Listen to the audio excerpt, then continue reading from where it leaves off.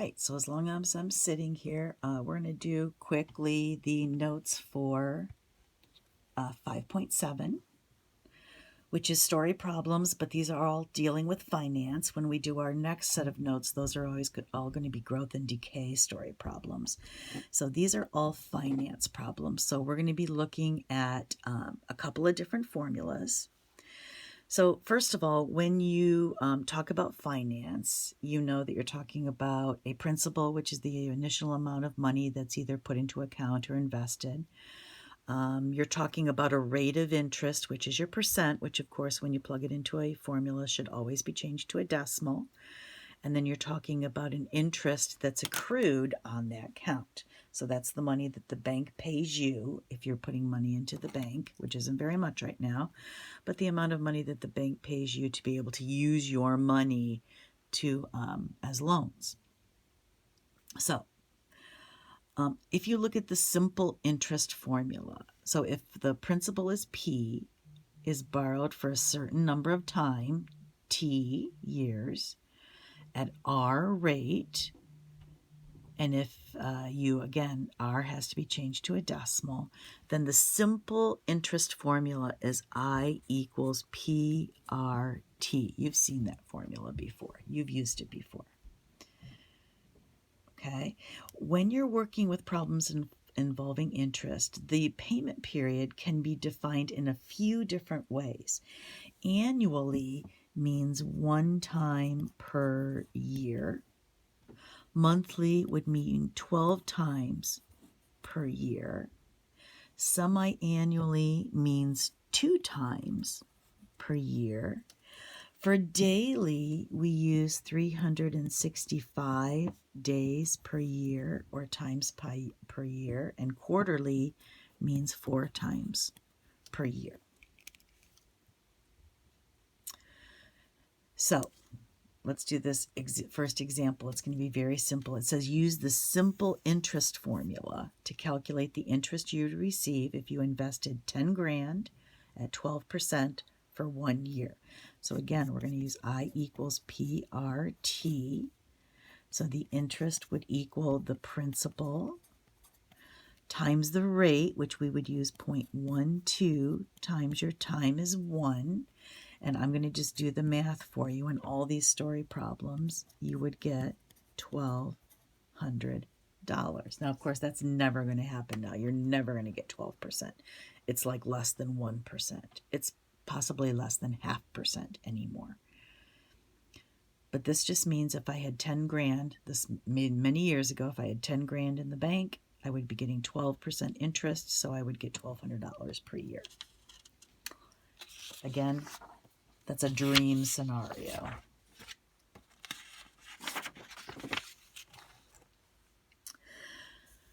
So now let's talk about compound interest, because things aren't paid with simple interest anymore. For compound interest, it says the amount A after T years due to a principal P invested in an annual rate R, so all those variables mean the same thing. Here's the difference though, compounded N times per year. So that's in the chart where we said quarterly, monthly, daily. How does that work? So here's the formula that you should know. A is equal to the principal times 1 plus the rate divided by the number of compoundings per year. That's your N. And again, if it was quarterly, N would be 4.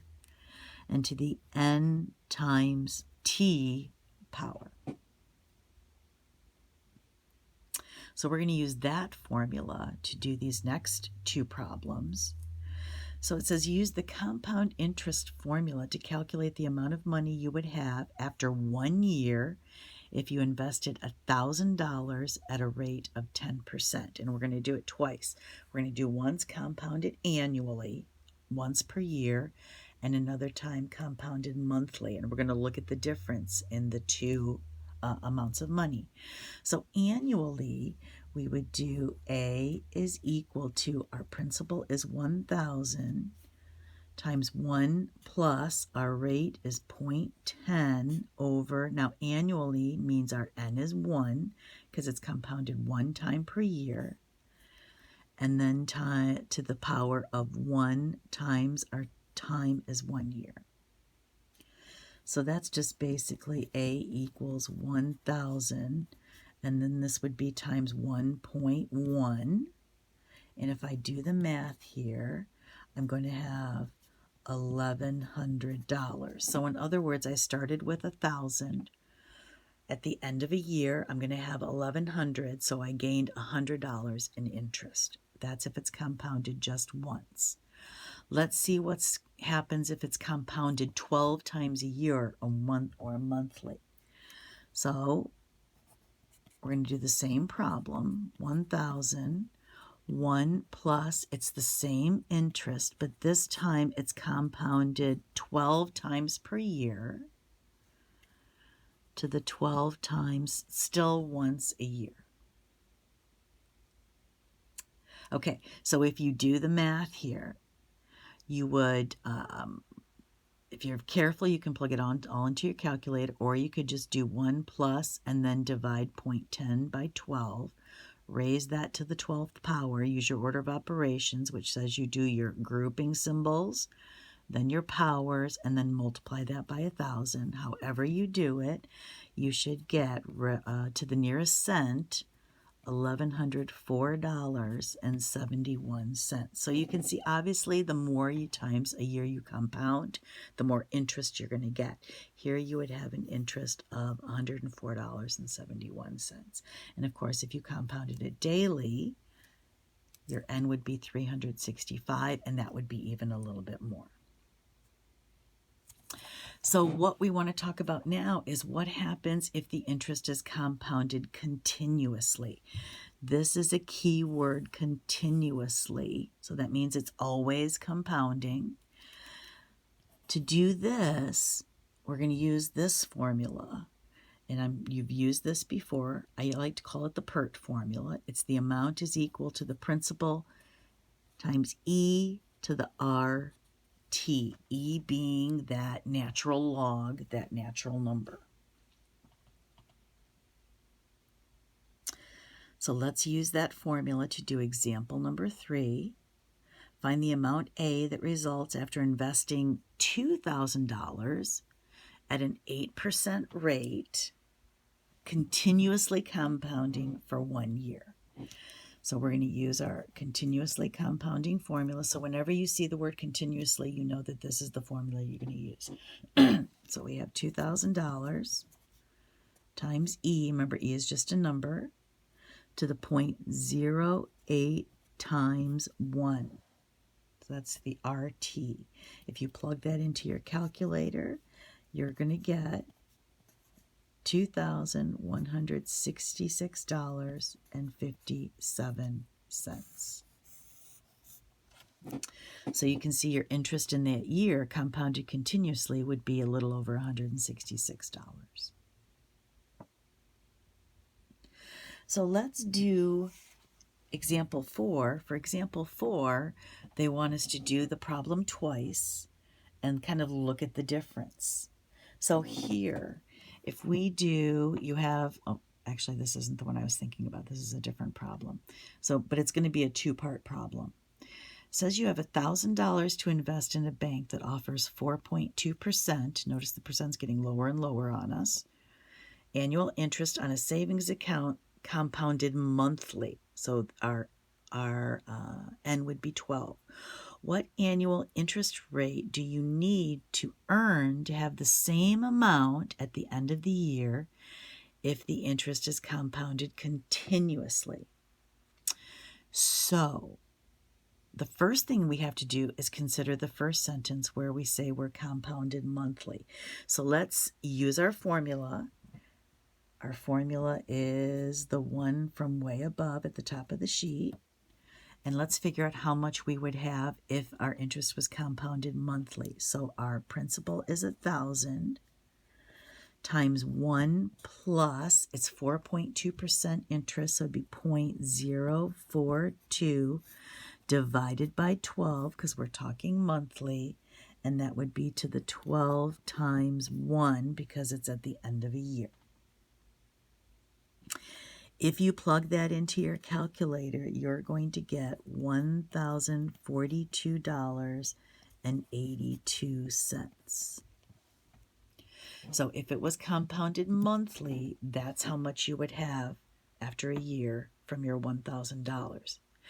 Now it says, what annual interest rate would we have to earn if I wanted this same amount at the end of the year, but interest was compounded continuously? So now we're going to use our PERT formula. But notice we're looking for R. It says what annual interest rate. So I'm going to have to plug in some things for A, P, and T. Well, we want to end up with this amount of money. So that's my A.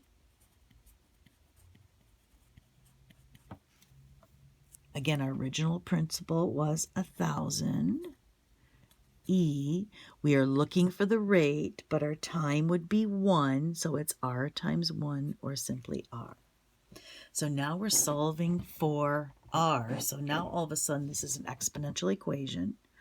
The first thing that you're going to want to do is divide both sides by 1,000 to get the E part alone. Well, dividing by 1,000 simply moves over the decimal 3 places, so that would be 1.04282 equals E to the R power. We want to take the natural log of both sides because we're talking about E. So the natural log of 1.04282 equals the natural log of E to the R. Remember back from a couple of sets of notes ago, since this is a base of E, and since these two are the same, that right-hand side is simply R is equal to, if I plug this into my calculator, I'm going to get approximately 0.042. I'm actually going to do that just to make sure. So the natural log of 1.40,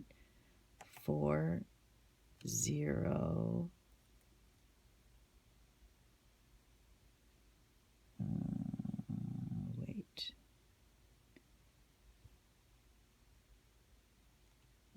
Let's try that again. The natural log of 1.04282. Yep. See, when I do that, that's what I get. Let's go out one more place. So 0.0419.